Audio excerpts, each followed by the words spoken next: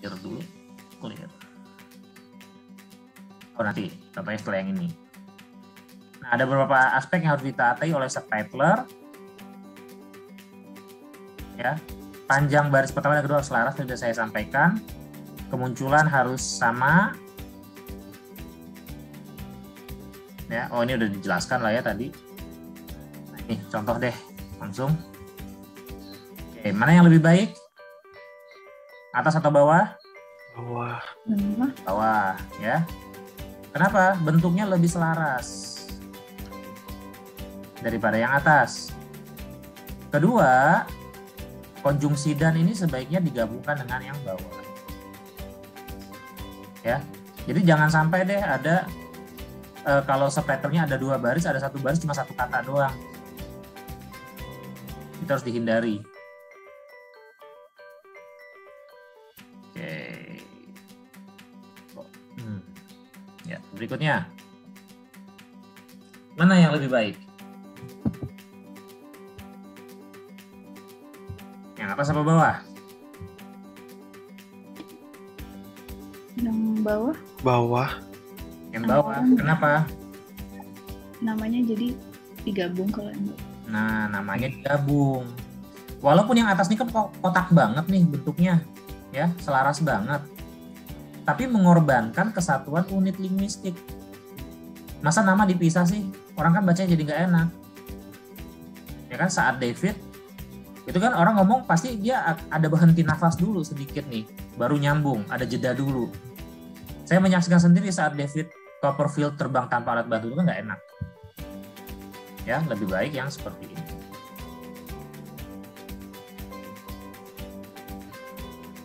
Oke, berikutnya.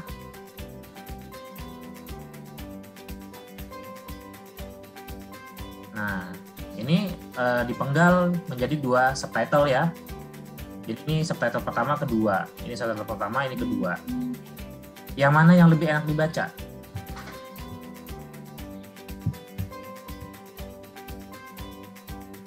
Yang bawah.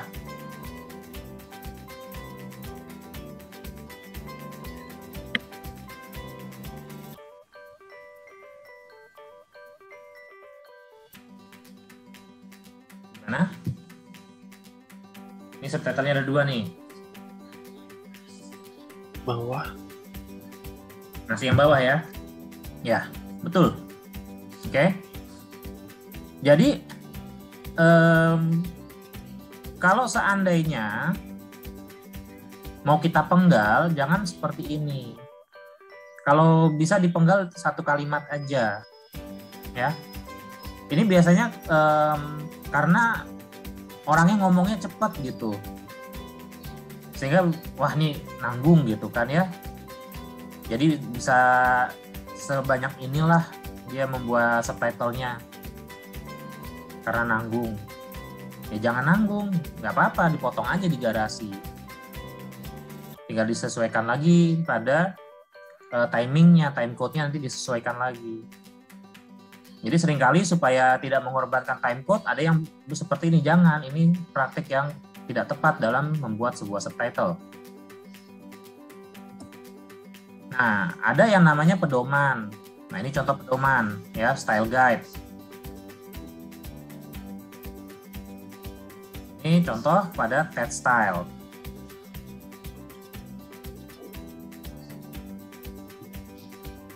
Ya, jadi ada yang seperti ini, informal over formal, ini harus kita pahami nih. Modern over traditional, personal over generic, global over regional, idiomsnya seperti apa diatur. Ini contoh lain dari Amara. Ya. Subtitle length segini, minimum duration at least. Nah, ini kurang dari 1 detik nih ya. Maksimumnya 7 ya, split subtitles longer than 7 seconds. Reading speed shouldn't exceed 21 characters per second. Ya, yang tadi saya bilang 21.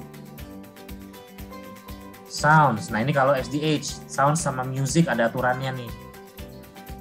Ya, harus describe meaningful sounds that are relevant to the plot. Jadi yang harus kita, kadang kan ada banyak suara latar ya.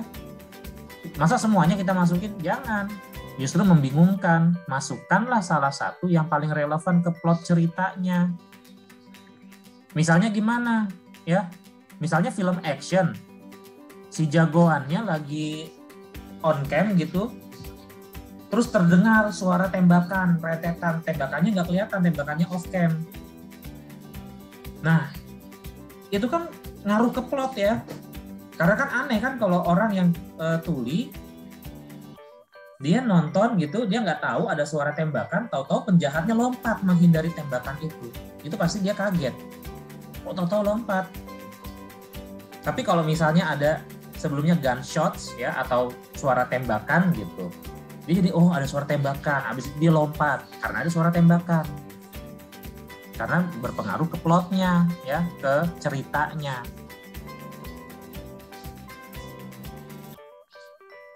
Oke, nah ini lain-lainnya ya.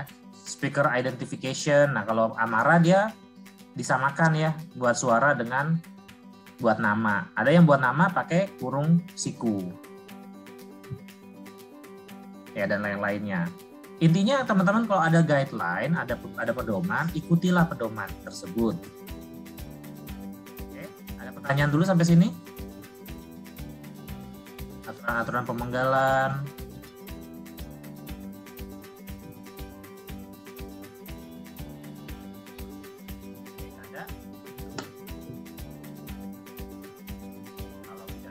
Langkahnya ya. Ada spotting. Spotting itu adalah menentukan time code. Nah, kalau penerjemah biasanya spottingnya kita cuma ngedit-ngedit aja.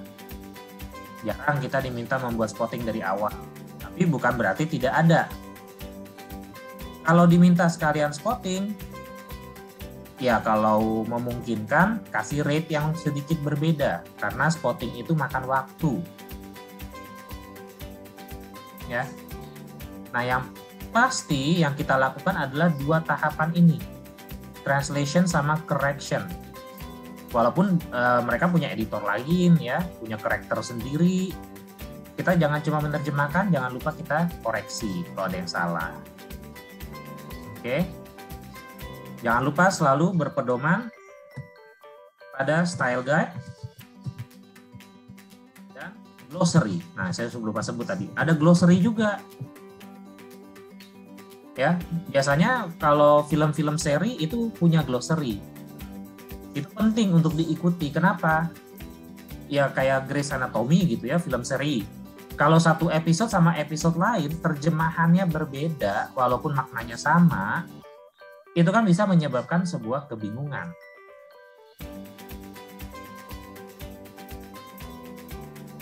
Ya. Misalnya apa?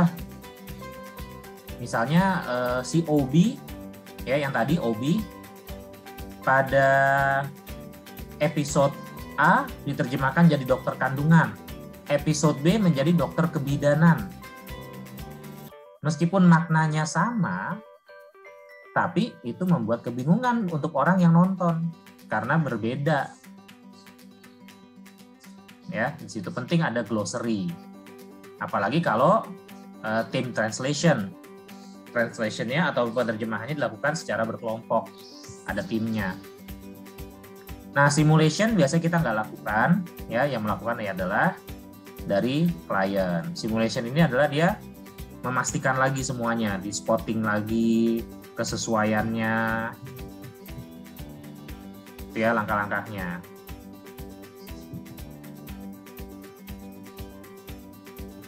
Tata ideal. Yang ideal itu bagaimana?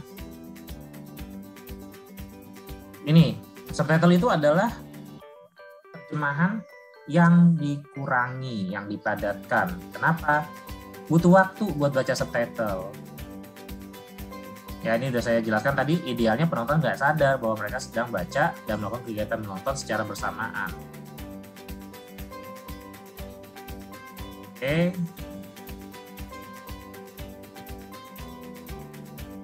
Transkripsi dialog atau apapun sebutan bagi dialog film dan narasi yang baik merupakan kunci untuk memfasilitasi tugas. Jadi kalau ada disertakan gitu ya, dibaca naskahnya.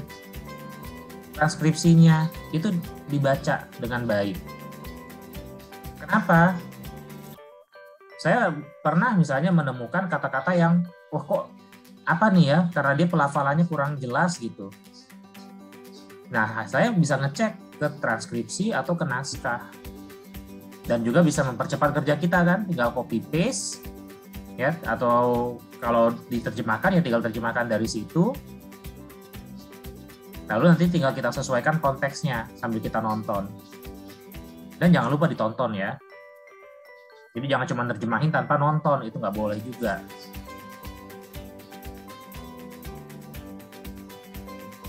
Ya, naskah juga seringkali menawarkan adanya informasi tambahan. Jadi kita dapat konteks tambahan juga. Tapi tetap tidak semua distributor melakukan. Ada yang hanya dapat teks sumber, bahkan ada yang kita diminta dilakukan semuanya. Nah, semuanya bagaimana? Kita cuma dikasih video doang. Nah, ini biasanya sering saya temukan ketika saya diminta membuat subtitle untuk video-video training. Yang dikasih apa? Videonya doang. Lalu saya diminta untuk terjemahkan, buatkan subtitlenya. Ya. Bentar ya, saya minum dulu. Nah, kalau seperti itu pekerjaan yang diminta, ya sebaiknya kalau teman-teman menjadi penerjemah atau subtitler yang profesional gitu ya, sebaiknya kasih rate yang berbeda dengan sekedar menerjemahkan yang sudah ada teksnya, sudah ada bahasa sumbernya. Ya. Kenapa? Capek loh teman-teman kalau kita menerjemahkan dari nol tanpa ada naskah. Karena apa? Teman-teman itu melakukan pekerjaan dua orang. Pertama, melakukan transkripsi. Meskipun kita langsung nerjemahin gitu ya. Tapi itu bikin lama. Kenapa? Karena satu adegan ya, itu bisa kita ulang-ulang supaya kita benar-benar paham. Makanya dalam subtitling biasanya 15 menit itu pengerjaannya bisa 1-2 jam. Oke. Gitu. Jadi bisa 1-2 jam, 15 menit. 1 jam lah ya umumnya. Bentar ya. Gitu. Itu ya idealnya gitu. Tapi ya tentu aja kembali lagi ke teman-teman. Pertimbangannya kan bisa berbeda-beda ya. Misalnya saya baru pemula, jadi nggak enak lah kalau kasih rate yang berbeda. Atau rate-nya sudah ditentukan gitu. Itu kan bisa pertimbangan masing-masing, silahkan. Tapi jangan dibiarkan kelamaan seperti itu, berkelanjutan. Karena apa? Apalagi kalau kliennya rese. Ada klien-klien yang rese. Resenya gimana? Misalnya di awal itu sudah deal bahwa satu episode dikasih waktu 24 jam untuk mengerjakan. Ya, terus tiba-tiba dibilang tolong dong nih kita butuh 6 jam lagi ya. Nah, itu kan ya klien-klien rese seperti itu ya, itu kita kembali lagi. Bargaining position kita bagaimana ya pertimbangannya banyak lah ya, apakah mau tetap mengiyakan atau tidak ya itu kan teman-teman sendiri. Kalau memang bisa ya kerjakan, tapi kalau saya seringkali saya bilang ya enggak perjanjiannya kan 24 jam, kalau tetap 6 jam gimana, saya nggak mau nggak mau kualitasnya jadi jelek gitu. Tapi kalau ngotot juga ya udah ya saya kerjain, tapi mau nggak rate-nya berbeda gitu. Karena kan harus mengerjakannya secara cepat. Silakan ya, tapi ya kalau misalnya teman-teman mau ya udah nggak apa-apa ya silakan juga. Tapi sekali-sekali kita harus kasih itu ya disclaimer. Oke deh, saya kerjain, tapi kualitasnya mungkin nggak kayak biasa ya, karena saya kemungkinan nggak bisa ngedit karena waktunya mepet misalnya gitu. Boleh juga, itu lebih baik ya. Jangan cuma terima aja, terus nanti hasilnya lebih lebih jelek terjemahannya dari biasanya, klien komplain. Jangan sampai seperti itu. Jadi kalau misalnya kita perkirakan nggak mungkin dikerjakan, lebih baik ditolak. Jangan sampai mempengaruhi. Tapi kalau teman-teman yakin, oh ya bisa lah. Nah ini, bentar ya.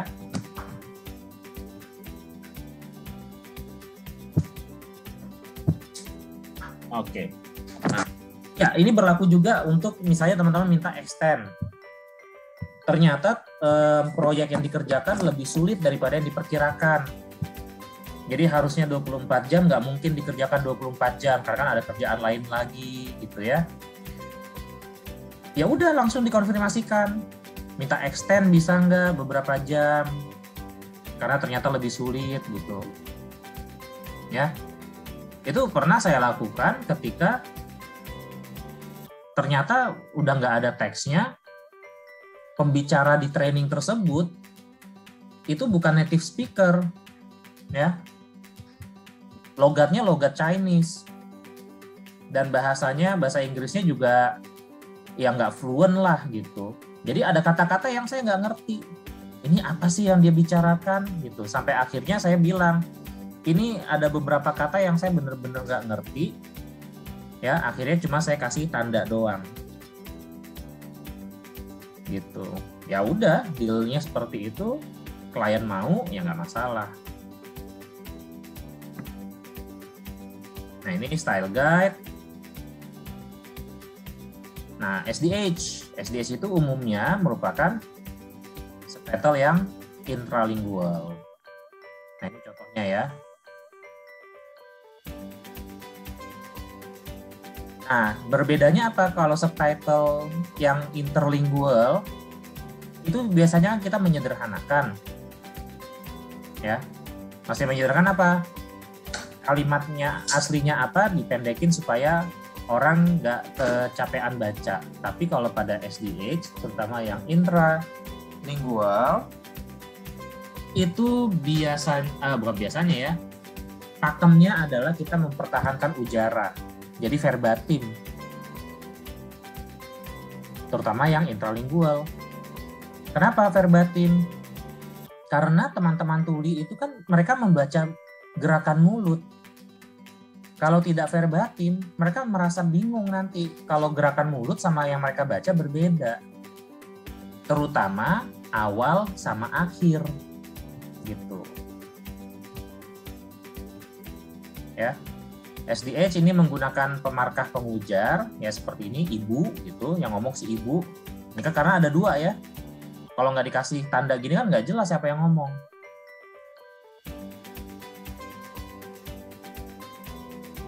Lalu suara latar gitu, ini kan ceritanya lagi gempa bumi, ya. Ibunya kaget. Nah, ada suara gemuruh menandakan bahwa ya ada suara gemuruh gitu kan.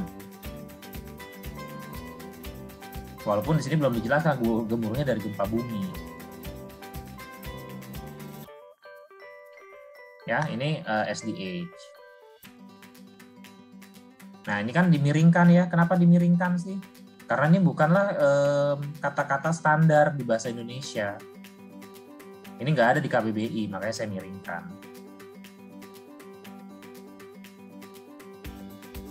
Tuh. Ini SDH. Ada pertanyaan teman-teman sampai sini? Maaf, tadi saya yang spotting itu agak ketinggalan. Itu ya. Apa ya? Iya, yang spotting. Oke, ya intinya gini, kita sebagai penerjemah itu biasanya tidak melakukan spotting, umumnya ya.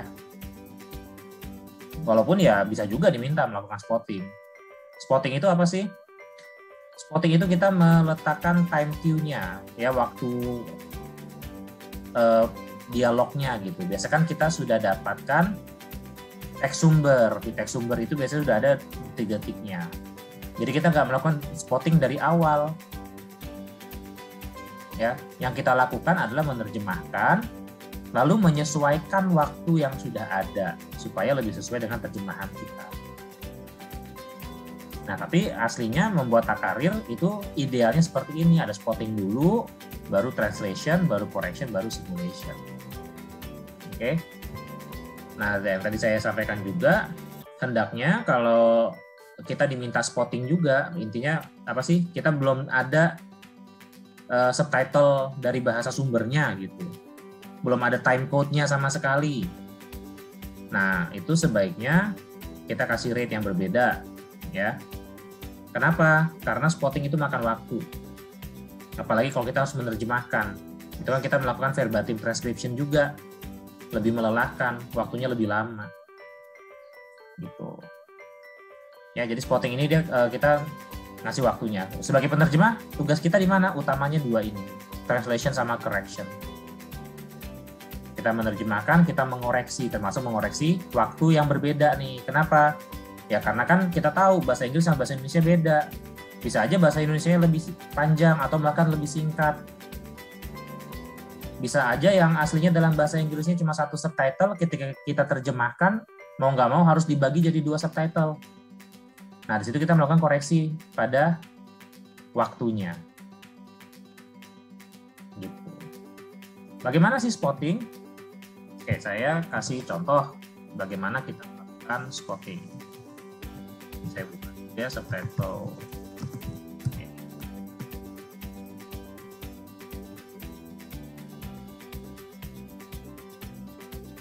Ada lagi yang mau ditanyakan? Sambil menunggu.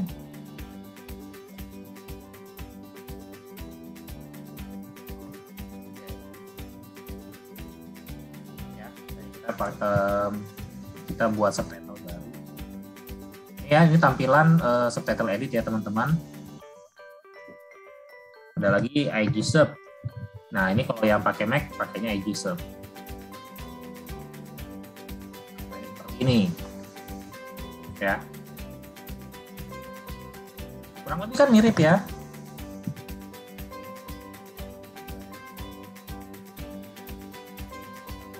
Sub, satu subtitle edit. Nah, gini deh.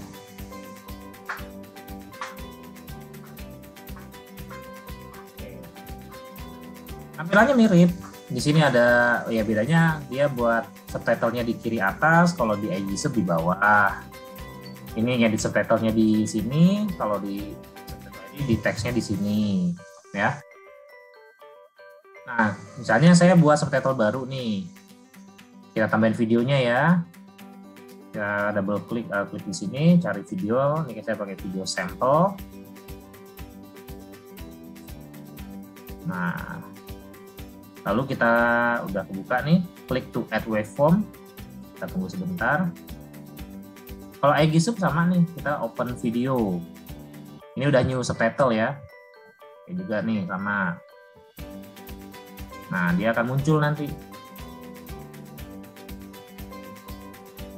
Nah, di sini juga ada nih. Pada IG Sub ada waveformnya juga seperti ini. Nah, ini yang di subtitle ini agak lama nih ya. Tumben nih, lama. Oke, apa karena VLC ya? Oke. Nah, ini ya, di IG Sub deh misalnya. Kalau kita mulai awal gimana? Di sini kita bisa play dulu videonya. Nah, saya share sound. Perhatikan teman-teman nih. Jadi kalau teman-teman lihat Two Guns di Netflix. Oke. Jadi kita di sini deh sampai sini nih untuk subtitle pertama. Ya, ini praktek spotting. Lalu kita masukkan sebentar nih dalam ya, oke, udah nih, udah ada ya. Lalu kita buat baru lagi. Terus, maaf.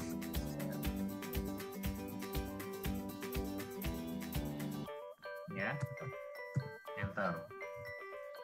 Nah, ini kita masukin spotting berikutnya. Saya dari sini.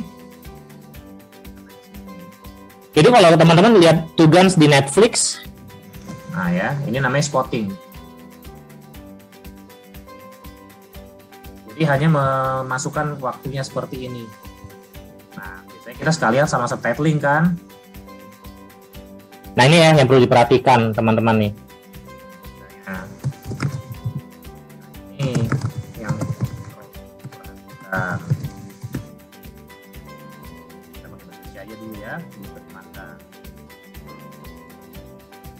Nih, jadi nih nanti ada subtitlenya. Ya, ini saya biar kelihatan. Kecil sekali subtitle. Oke, nah di sini ya.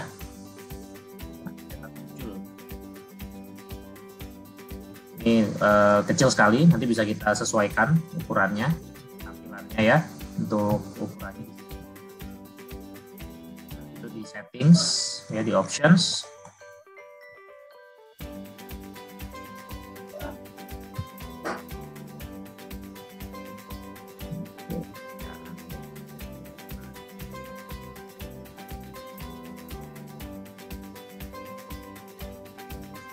Oh, nggak ada di sini ya.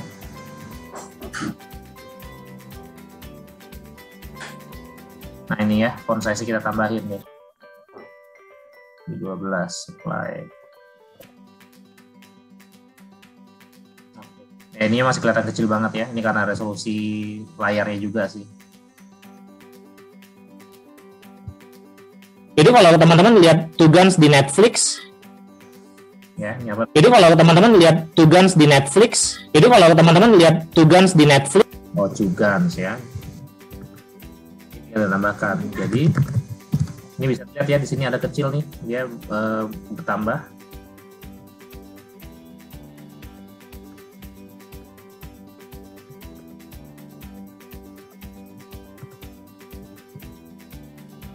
Nah, ini kan belum selesai ya ujarannya ya, akan berlanjut. Jadi ini kita tambahkan sampai sini,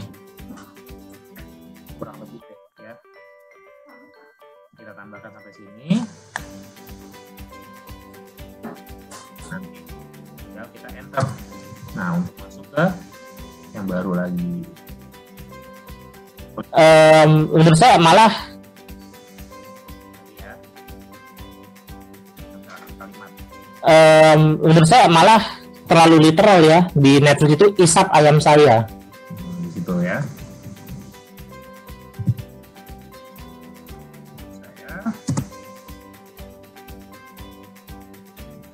Malah itu kan bahasa tidak formal ya.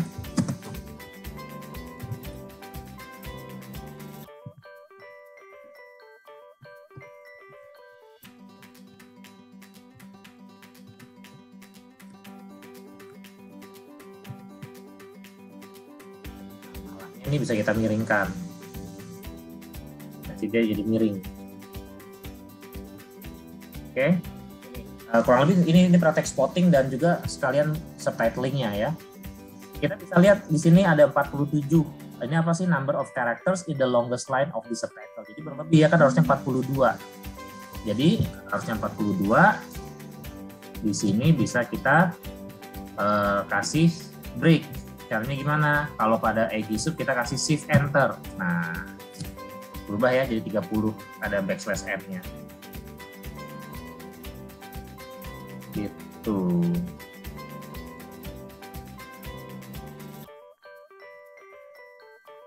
Nah, ini deh.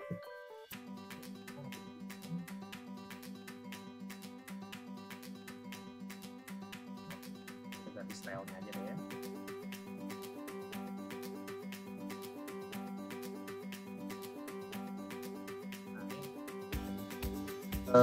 Kalau di sini ada style manager, jadi kita bisa ngatur style.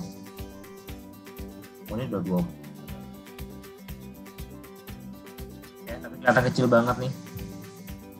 Karena resolusinya 1080, jadi kelihatan seperti kecil banget karena videonya besar resolusinya. Tapi nanti ketika sudah jadi, ya sudah di save. Ini kita save subtitle as. Tadi di mana ya, di download. Mana downloadnya?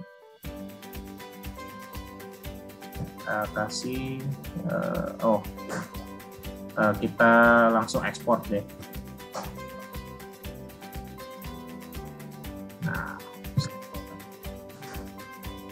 sample.srt. Oke. Player.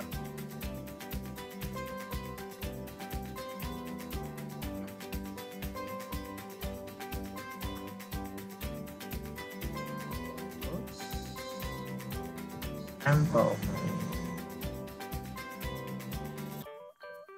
Open. Nah ini ya yang perlu diperhatikan teman-teman nih. Jadi kalau teman-teman lihat Two Guns di Netflix, ini nanti jadi hasilnya ya. Menurut saya malah terlalu literal ya. Di Netflix itu isap ayam saya. Ya. Jadi nanti akan muncul seperti ini. Ini contoh kita menggunakan Aegisp. Ini SE-nya sepertinya masih error.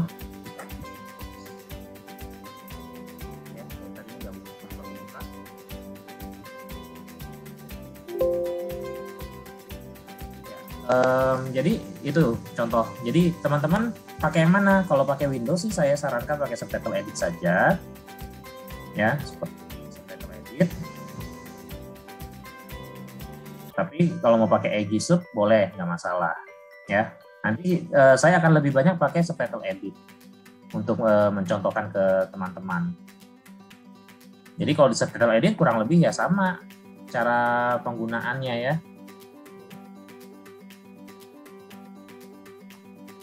Cuma nanti ada settingnya harus teman-teman ubah. Di sini di option settings. Nah, di sini ya kita bisa lihat. Sekarang kita belajar menggunakan aplikasi ya. Profile saya menggunakan Netflix Other Languages. Ini udah standar. Kita pakai ini aja. Ya, dia udah dibuatkan sesuai dengan standarnya Netflix. Yang Other Language. Bahasa Indonesia termasuk di sini. Maaf Pak, itu share screen-nya mati. Oh iya, maaf. Ini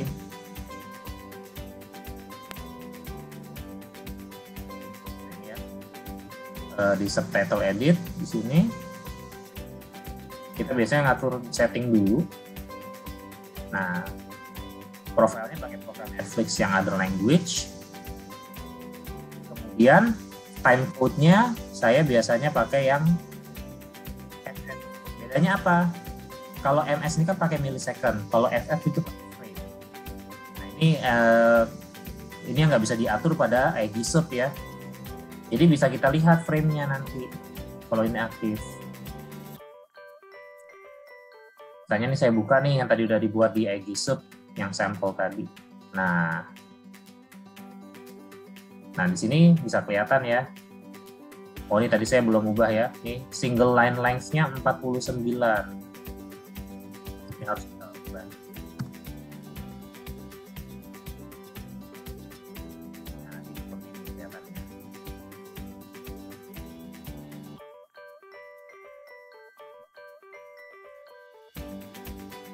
Oke, setting apa lagi yang harus diubah, teman-teman?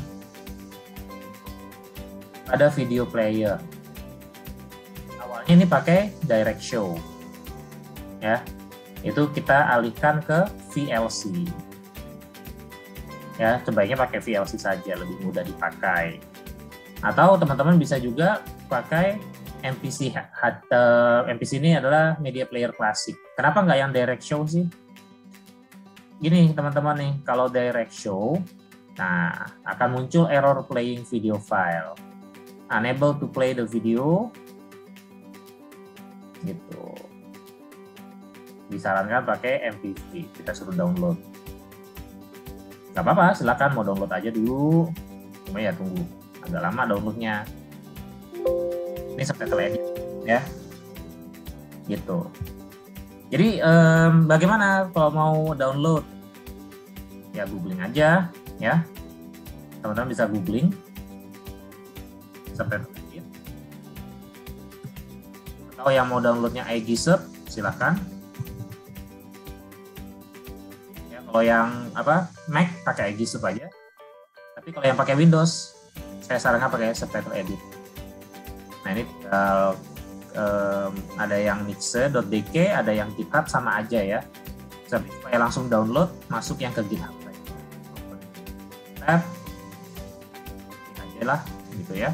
Nanti akan buka ke sini, tinggal download, lalu tinggal setup ya, tinggal install, tinggal next, ya udah selesai. Nanti teman-teman bisa buka subtitle edit dari menu. Ini kan udah ada ya subtitle edit. Oke, nah subtitle edit ini ada yang online-nya juga. Kita buka ya. Ini dari Nixxay.dk-nya ini dia adalah produsennya ya. Perusahaannya itu Nixxay.dk. Bukan perusahaan sih, dia komunitas sebenarnya yang ingin memberikan software atau perangkat subtitling yang gratis atau translation yang gratis. Wah, ini agak lemot sepertinya internet saya. Nah, ini ada subtitle edit online. Nih, jadi kalau subtitle edit online, teman-teman bisa juga. Tapi harus full, hati-hati dengan koneksi internet ya. Kalau naik turun jangan pakai deh sebaiknya. Kita bisa open video from this, choose file. Saya pakai yang sampel tadi.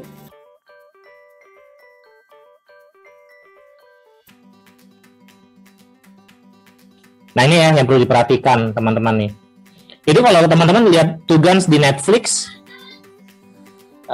menurut saya malah terlalu literal ya. Di Netflix itu isap ayam saya. Oke, nah ini bisa play, pause di sini. Lalu N-nya mau di mana? Kita mengatur N-nya dari mana nih? Dari bawah sini, teman-teman. Ya, jadi kita atur nih, kita blok gitulah, ya, di blok. Kita dengarkan lagi.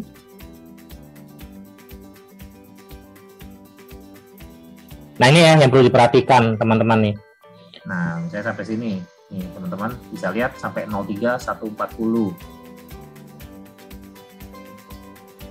Atur di situ, ya, ini sampai ini masih 069.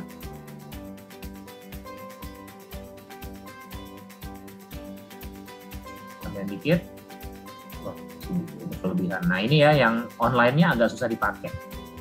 Bukan nggak susah sih sebenarnya, karena saya nggak biasa aja gitu ya. Ya, bla bla bla. Ya, apalah. Nah, udah kan masuk. Tinggal kita buat lagi lanjutannya, misalnya dari sini sampai sini gitu. Ini silakan kalau yang mau coba yang edit, boleh ya. Ini ada auto translate-nya, menggunakan Google Translate.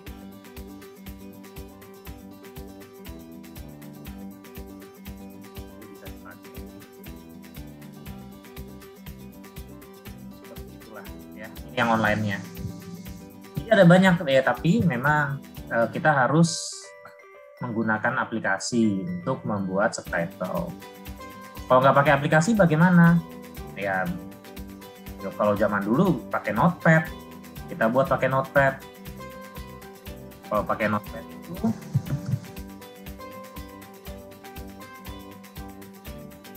di atas ini kita kasih dulu nih.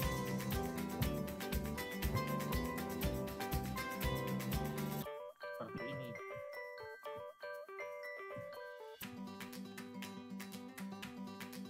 Ya. Untuk apa?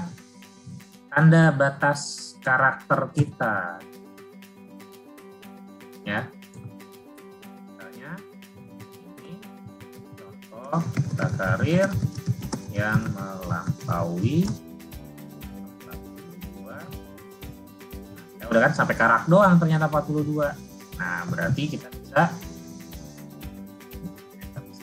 yang melampaui 42 dulu seperti ini ya kita buatnya. Lebih repot sebenarnya. Sederhana sih, karena Notepad doang kan. Memang sederhana.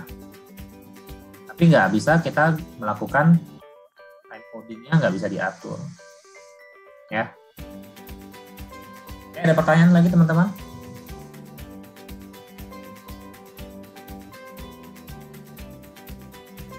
Oh, udah di download. Ya, saya minta download MPV-nya tadi. Kita coba lihat ya, bisa nggak di extracting audio sudah pakai MPV.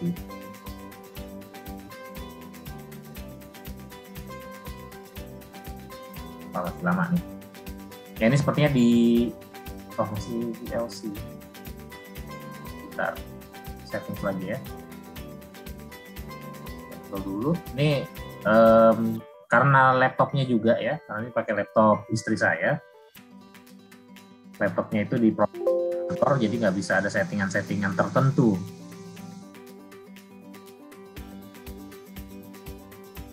Udah ada pakai MPV ya.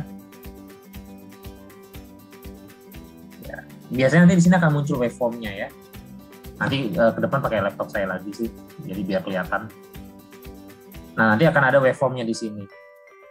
Bagaimana membuatnya? Ya, nanti teman-teman tinggal drag di waveform-nya itu ya.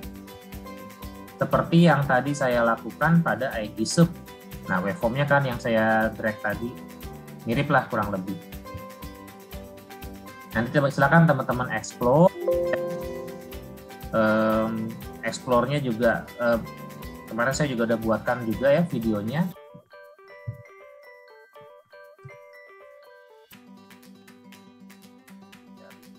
Saya kasih linknya aja ya.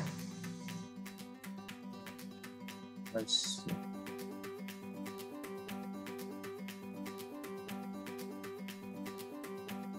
nah ini. Saya buatkan videonya, waktunya cukup panjang sih, 44 menit. Tentang bagaimana kita melakukan setting, ya. Nanti saya akan share linknya juga, jadi teman-teman bisa pelajari atau bisa googling juga deh, ya. Nah, yang paling nanti teman-teman bikin tugas. Jadi saya akan kasih nanti file yang sampel tadi ya. Filenya ini berapa menit ya? 4 menit kalau nggak salah. Ya, hanya 4 menit saja. Jadi nanti silakan teman-teman coba buatkan dulu subtitlenya. Jadi teman-teman belajar spotting.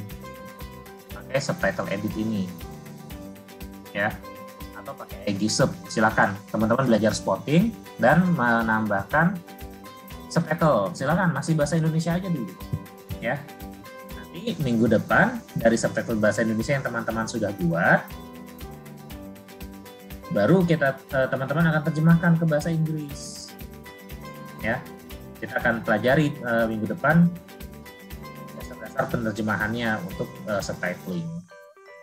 Jadi sekarang untuk minggu depan nih teman-teman silakan dibuat dulu. Jadi dari file sampel ini ya, sampelnya nanti akan saya share juga di WhatsApp group. Ya, tugasnya silakan membuat spot. Oke, sampai sini ada yang mau bertanya dulu nggak? Udah kebayang ya, kayaknya agak memusingkan ya.